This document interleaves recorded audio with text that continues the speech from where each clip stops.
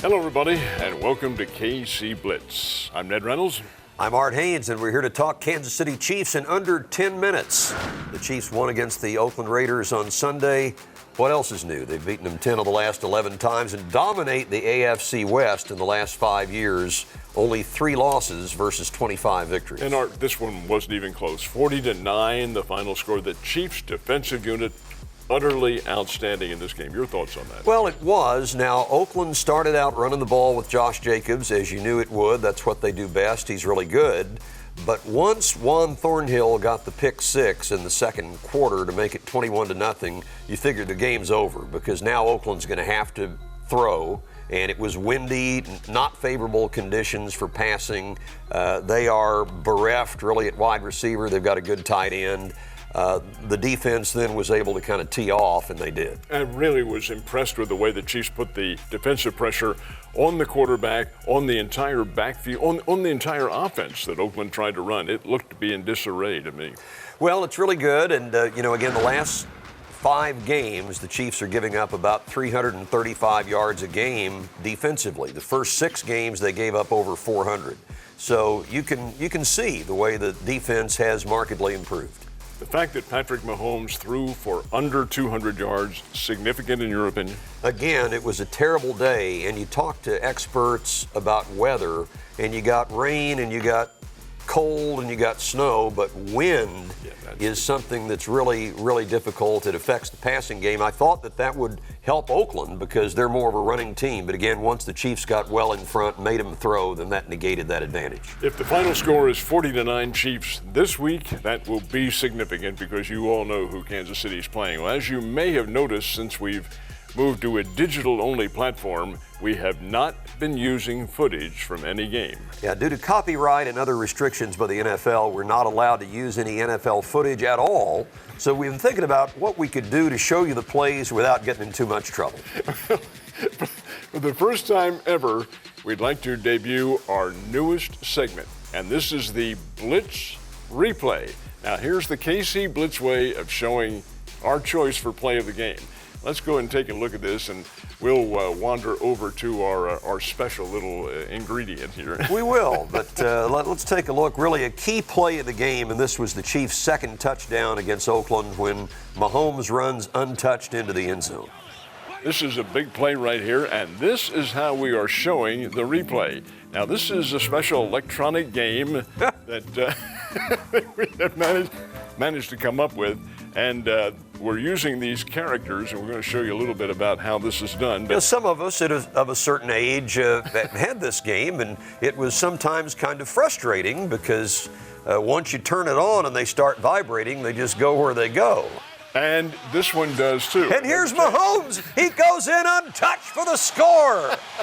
The crowd at Arrowhead going absolutely wild, and they're going even more wild when they see the way we replay this. Yeah, let's see this again now. And this is, again, the Chiefs are only ahead 7-0 at this time. So we've got Mahomes rolling to his left, and the defense obviously has to respect the pass. He's not going to run the ball. He turned him around. He sent it to the sidelines. Oh, no, don't go out of bounds, Pat. And a great cut there. Here's the pylon cam, and we'll see that he clearly breaks the plane of the goal line and is in for the score. And he managed to keep his passing arm up the entire time. He did. Amazing athlete. That's selling the fake. They had to respect the pass, even though he was past the line of scrimmage. This is what we have right here, folks. And again, the rules of the game are that we cannot show the highlights on this webcast, but we can do this. And Arthur, show the folks how it plays here. Here we go. Now, he's kind of getting into a pile, and we need to get him outside. Hey, turn now, Patrick. Now you're there we go. I think he's going to. Now he's in. Touchdown. And this Raider player is. He's mimicking the side judge here, I think, because he's looking to see if Pat crosses the plane. He's trying to avoid being the 12th man on the field, which wouldn't have made any difference anyway. But, are you talking about playing a 3-deep zone here? I mean, they're back there. But this is a really interesting way of depicting how the game is played and how it should be done. This is an electronic football game, folks, and it is not new. It's been around for a long time. I'll tell you how old it is. I had one when I was a kid. I did That's too. Ancient history. And so did Larry Nevers. Anyway, this is how we'll depict a lot of what goes on. Now, as far as the game stats from the Chiefs and the Oakland Raiders, let's take a look at them very quickly. And one that really comes to, well, the final score, of course, is 49. Arthur? But you see, the Chiefs don't have that many yards of offense, but yet 96 yards rushing is credible. A lot of that came on the last drive. They ate up 9.5 minutes of the fourth quarter. Darwin Thompson, the rookie from Utah State, ended up being the Chiefs' leading rusher in this game. And yeah, it's garbage time. The game is over. But he showed some patience and some power, and I think he's going to get some more playing time now. There was also another very interesting stat, and we're going to talk with Larry Nevers about this.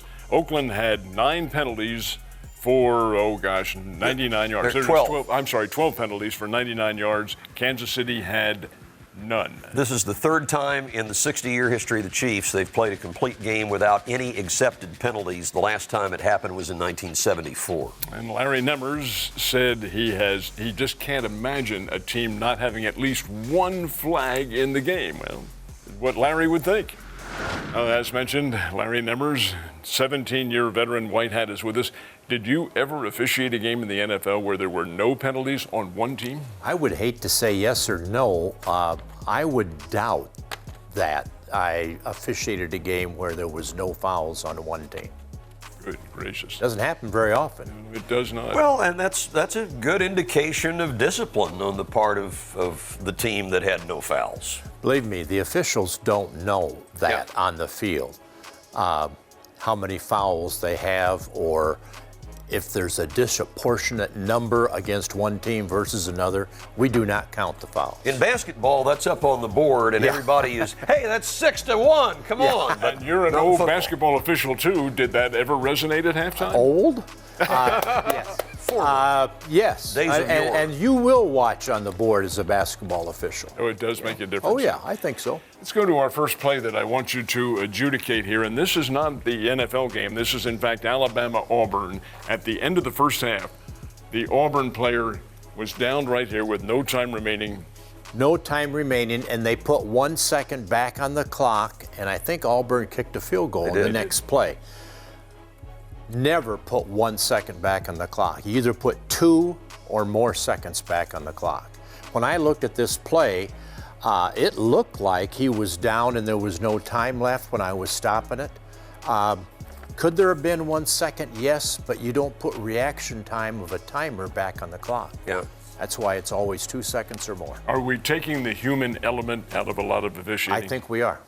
So, as a result, Auburn, as you say, kicked a field goal. They win the game by 3 points. That's right.